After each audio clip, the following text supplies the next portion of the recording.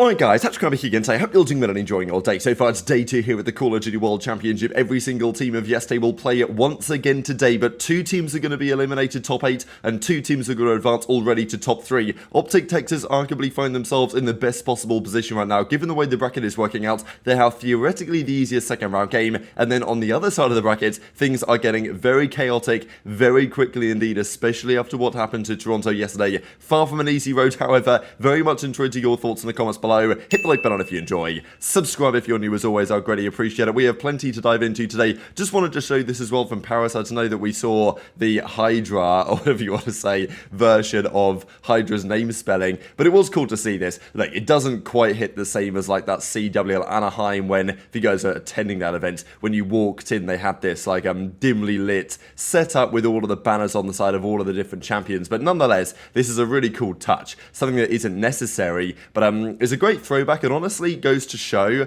I think, why it's great to have this hosted by OpTic, not the CDL, in some ways. Just because I don't know if it was the CDL they would do this, because the CDL, nowadays they're a bit different on this, but you guys remember when it first came around, they almost wanted to pretend that pre-CDL didn't exist. I mean, there wasn't really any talk about Crimsix or Scump or Karma's legacy in the years before the CDL happened. So I don't know if the league would like do this. I'd like to think that they would, but the idea that they're kind of commemorating the former champions, given we've had, you know, 10, 11 years now of the World Championships, and I guess what, 12? Is this the 12th one ever? Yeah, I suppose it is. So I thought it was really cool to see this actually just around the venue, and you guys, if you're here, you'll of course probably have seen it at some point or another. Didn't mention this yesterday, but we did have the all-star teams confirmed. These, I suppose, probably about where you might have expected. You know, they did it in terms of voting, and the fans got involved, and, you know, the casters, whatever, they made their decisions. I feel like this is pretty much accurate.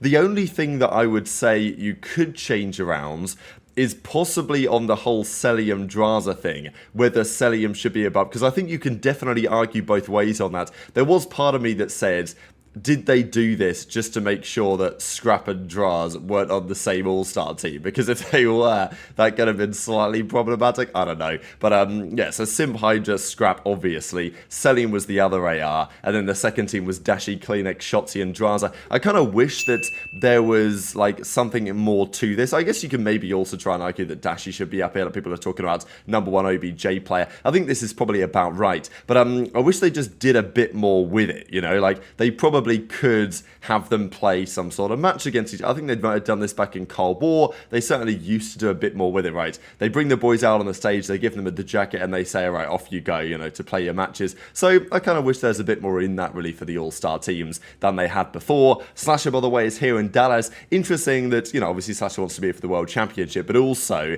if you're a player that's not currently in the league, kind of handy to be at the World Championship, because after today, teams are going to start making changes, right? There's teams that are going to be eliminated today. I mean, imagine Toronto get eliminated today, top 8. Then, you know, I'm not saying Slasher's going to go to Toronto necessarily, but it's not bad to be here, is it? You know, you can meet up with the boys at the bar, say, oh, Scrap, like, yeah, that was a rough one from Jamie, wasn't it? Whatever, like, obviously, Austin isn't going to do that and be so obvious, but you know what I'm saying.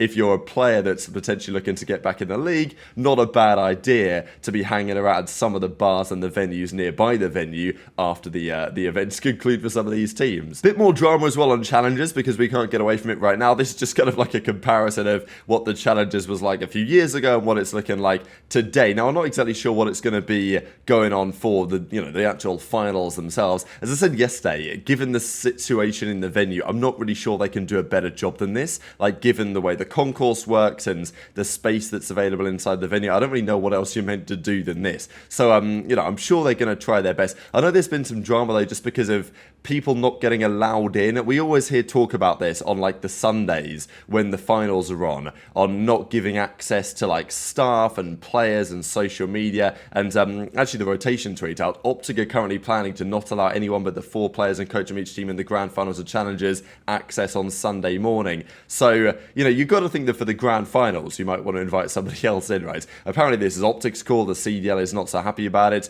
so I don't know what's going on. A bit of friction maybe behind the scenes. I guess part of the discussion is sometimes like maybe these teams will say, oh, like he's our photographer type thing, but really he's just a mate and he's coming in for free as a result. But I think that's probably okay, isn't it really? I don't know, and tweet your thoughts in the comments below. Just a bit of back and forth going on, as there always is. Miami, by the way, they went down yesterday, of course, to FaZe. Drazah's talking about being super icy. I'm intrigued to see how the tournament goes now for FaZe and for New York and for these other teams, because, you know, there was no one yesterday that really stood out and was like, wow, apart from maybe in some ways the way that OpTic closed out some of those series, because Gorillas are no pushover, right? Like, I think you've got to accept the fact that in the most recent tournament, Gorillas came top 3 and were the best team, it seemed, outside of the top 4 at the very least. So, you know, that series was pretty impressive, all things considered. Scrappy, though, after winning his first 8 career winners round 1s, has now lost the last 2 at Major 4 and Champs 2024, and of course, didn't get the result at last tournament that he wanted. And this year, the whole point was to try and go one better at. He was second last year in his rookie year. He's obviously talked a lot of trash to the likes of Priestahh, and Clay has come back at Scrap and said, all right, you know, get a ring, sunshine. And I was like, I got 3 of those things, like get 1, and then maybe you can start chirping a little bit more. And look, it's still on, it's not impossible, but you know, Toronto entered the losers bracket. Scrappy's still going to play good cards, but I do wonder whether, you know, is that team fully on board and on the same page as they were previously? I don't know. But also reaction for the OpTic guys, and I think honestly what it was for OpTic is a bit of relief. I was concerned if they'd have lost, I mean, map 1 or 2, had they lost yesterday against Gorillas, I'd have been concerned about the way that OpTic were going to be able to mentally regain, just because they're on this massive loss streak. They turn up here to Champs. They have to win that series against Gorillas. Like, there's absolutely no other way that it can be done. They make a comeback to win the game 1. They make a comeback to win the game 2. Like, it doesn't really set up much better for OpTic. Like, in terms of their mentality, the storylines, this is effectively how they'd have liked the series to go, right? Tough fought series. They had to ice up. They brought some serious energy to the stage. This went really hard, by the way, as well. Kenny made some plays on the final control, of course, on the crutch to close it out. And, you know, maybe a bit of lip reading here might be necessary to figure out exactly what Pred and Shotzzy are talking about. I think it's funny, right? Because Pred's been criticised a lot, but there's no doubt in my mind that without Pred, you don't get this version of Shotzzy, right? I mean, this is...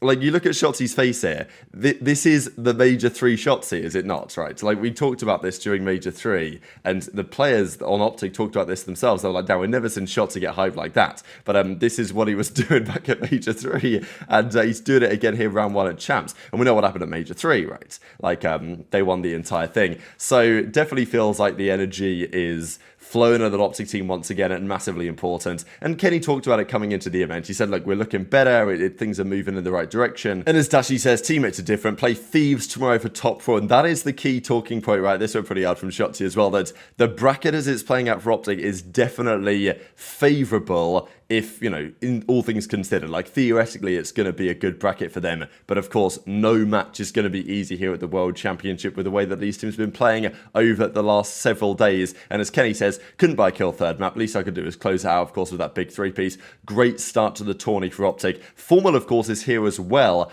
We saw he was kind of gassing up Dashy yesterday. And as Formal says, crowd was insane and the venue was only Thursday. Like, it was so busy around the kind of ground floor, first floor, whatever you would call it here, of the venue.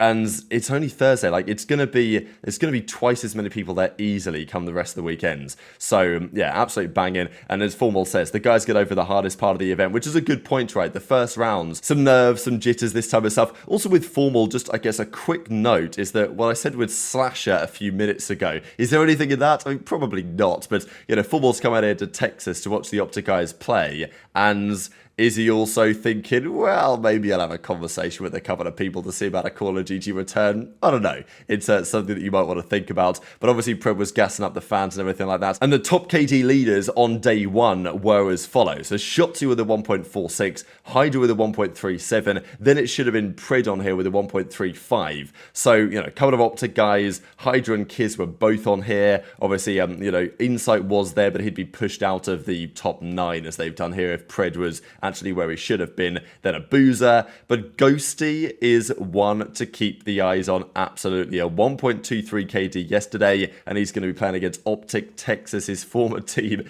today. Clay did a great job on the desk, I thought, as well yesterday. It was cool to see just the setup and everything they've got on the desk, and you know, Clay being back on there. And I know Clay was like, look, this Puckett guy and Nameless and Ali, they make it so easy to just chill there, which is absolutely true. But I wonder if Clay will have any words on the desk today about Scrappy and Toronto, depending on what happens in that series. This is remarkable as well, that on LAN this season, we don't have any players with like remarkable KDs. These are very impressive, but they're very close, right? I mean, Cell, HyDra, Simp, Scrap, and Ghosty all have a very similar KD at a 1.15, 1.16, 1.17 on LAN, which is actually pretty mega. And Ghosty is got to be the man to stop today. This is crazy, though, to have a look at real quick. The Champs chances, little graphic here that Doug Levy put together, and it's pretty interesting, is it not? So let's just look at FaZe, for example. They've won their first round game, so based on their probability to win these series, this is what it looks like for the respective teams.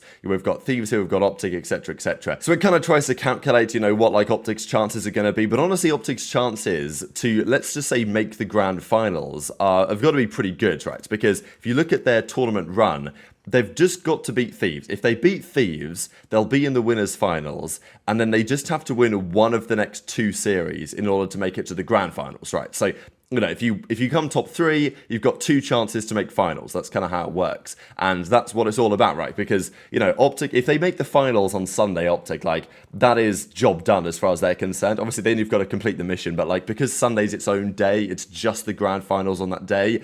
It's like, that is the real challenge, is to make it to finals. Then you've got the big reset Saturday night, Sunday morning, and then you just play the grand finals on Sunday. And who knows what's going to happen then. You've not got like a big run to make until finals like it is at a regular major. These are the 4 games, and they go, I think, in order. I think it's Miami versus Surge's first up today, then probably Toronto Gorillas, then I think it's OpTic Thieves, then it's FaZe Subliners. But it's worth noting that the bracket here will flip, right? So the loser of FaZe New York drops down to the bottom side of the elimination bracket, which means that, let's say Ultra beat Gorillas, which they should, but let's not forget what happened back at Major 4, where they lost to the Los Angeles Gorillas in the very first round. But assuming that Toronto beat them, which I think that they will, but I don't know about that, Ultra will play either FaZe or New York, which of course an absolute banger, but it means that one of those teams is out top 6, right? And, okay, let me just put a hypothetical. Let's say New York were to beat FaZe today, close series, whatever.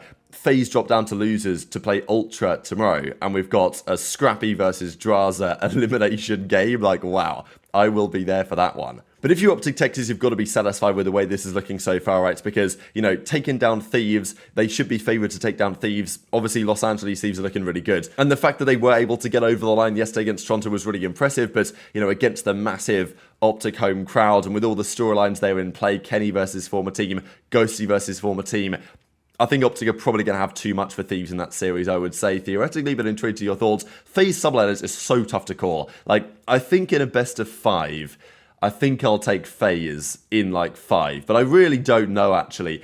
And I think it's going to come down to the search and destroys. That is the key point. If FaZe's search, they lost another one to Heretics yesterday. If FaZe's search isn't quite where they need it to be, then Subliners can win this one. But I think FaZe, I'm just about going to lean their way.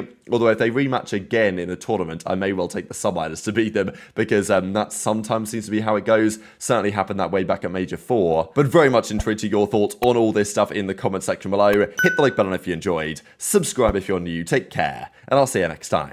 They're not even allowing that bomb to go down to try. Let's go, OpTic! They're playing early off of these guns. It's simply not working out. Really starting to pull away. Up by 2, back to the defensive side they go. And you dap me up though, he tried. Hey, he tried.